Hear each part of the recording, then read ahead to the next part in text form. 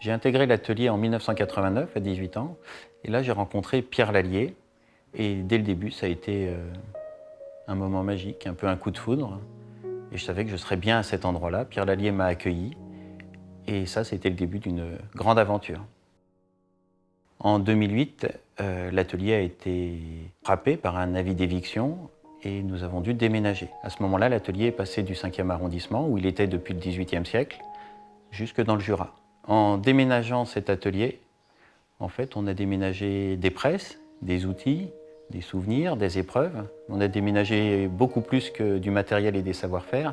C'est aussi un repositionnement de la pratique que l'on peut avoir aujourd'hui, de la gravure, dans le champ du livre d'artiste, de l'estampe ou même de l'objet gravé.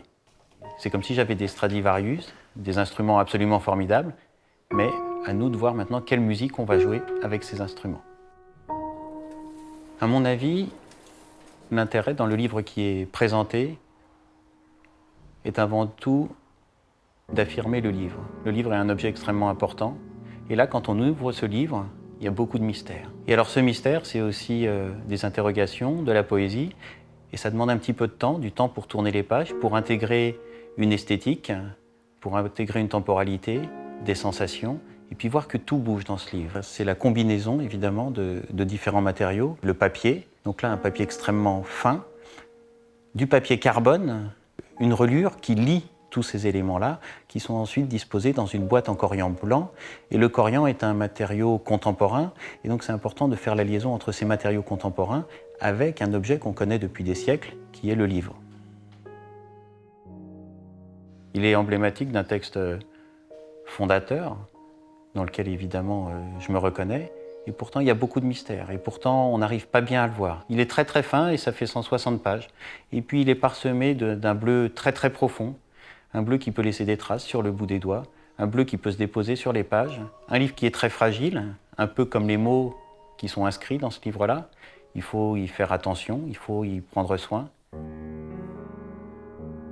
C'est une séquence, c'est une aventure. Et si on prend le temps, on découvre, on partage une expérience esthétique très particulière. Alors le jour où j'ai appris que j'étais lauréat, tout s'est un petit peu arrêté, tout a un peu tourbillonné.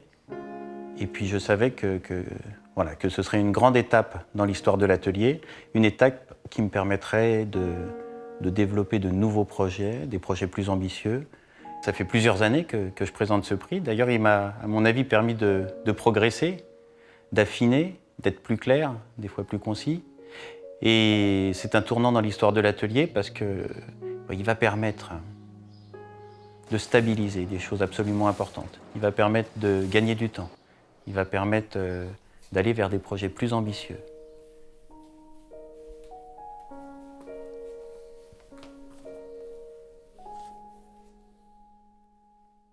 Une des questions principales ici à l'atelier, c'est évidemment la transmission. À mon tour, évidemment, de former de jeunes personnes et évidemment de transmettre ensuite cet atelier. Et moi, je pense que je suis un lien entre deux géographies. L'atelier était à Paris, il est maintenant dans le Jura. Et puis entre deux époques, on va dire le XXe siècle et le XXIe siècle. Donc mon travail, c'est d'achever le déménagement, de former beaucoup d'élèves si possible, et puis ensuite de transmettre l'atelier en parfait état. À ce moment-là, j'aurai été un lien, et ce sera très bien. À mon avis, la gravure a de très très beaux jours devant elle, au travers d'objets différents. Ça peut être ici un livre d'artiste, des estampes, un tableau, ça peut être des objets. Avec la dématérialisation du livre, je crois qu'on reprend conscience de l'objet livre. Et c'est très très bien, les deux vont ensemble, c'est-à-dire que le livre fabriqué avec des techniques anciennes, ce n'est pas du tout contre l'évolution technologique. Par contre, en termes d'expérience, oui, on a envie d'expérience esthétique, on a envie de contact, on a envie de choses sensibles. Et la dématérialisation, si elle est pratique, n'offre pas tout ce qu'on peut attendre d'un objet. Et l'aventure qu'on peut avoir au travers d'un livre est quelque chose d'absolument extraordinaire.